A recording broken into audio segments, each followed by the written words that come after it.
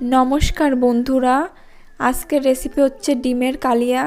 তো আপনারা পুরো ভিডিওটি না কেটে দেখতে থাকুন, একদম সহজভাবে আমি দেখানোর চেষ্টা করব। তোমরা যদি এখনও আমার চ্যানেলটিকে সাবস্ক্রাইব না করে থাকো অবশ্যই চ্যানেলটি সাবস্ক্রাইব করো। ডিমের কালিয়া বানানোর জন্য এখানে নিয়ে নিচ্ছি আদা কুচি, রসুন আর লঙ্কা। এবার এগুলোকে আমি একটু বেটে নেব।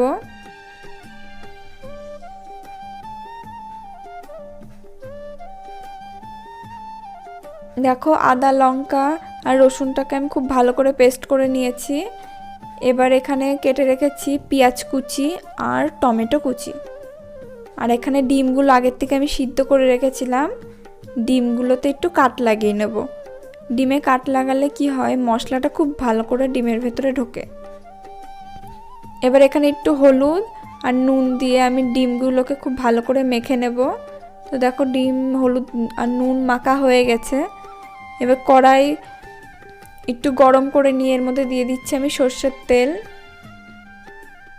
এবার সর্ষের তেলটা গরম হয়ে গেছে, এবার আমি এর মধ্যে দিয়ে দিলাম ডিম আমি হালকা করে ভেজে নেব, লাল লাল করে। দেখো ডিমগুলো ভাজা হয়ে গেছে, আমি একদম হালকা করে ভেজেছি। এবার ডিমগুলো আমি সব তুলে নেব। ওই তেলের মধ্যেই আমি দিয়ে দেব পেঁয়াজ কুচি।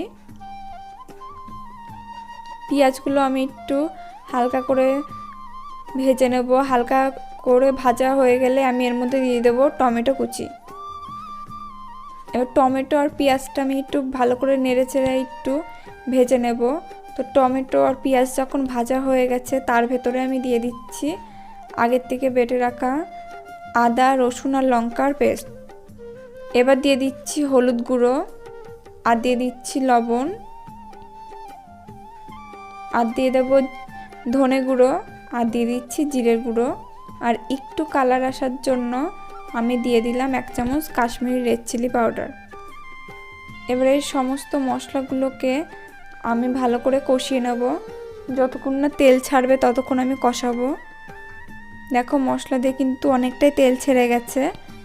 এবার আমি এর ভেতরে একটু সামান্য পরিমাণে জল দিয়ে দিচ্ছি। জলটা ফুটে গেলে এর মধ্যে আমি ডিম দিয়ে দেব। দেখো ঝোল ফুটে গেছে, এর মধ্যে আমি দিয়ে দিচ্ছি আগের থেকেই ভেজে রাখা ডিম। এবার ডিম দিয়ে একটু ভালো করে আমি কিছুক্ষণ ফুটিয়ে নেব, তাহলে কিন্তু আমার পুরো তরকারিটা রেডি হয়ে যাবে। আর এর ভিতরে দিয়ে দিচ্ছি সামান্য গরম মশলা। তোমরা দেখলেই তো আমি কত সহজে ডিমের কারি করে নিতে পারলাম। তো তোমরা বাড়িতে অবশ্যই ট্রাই করো।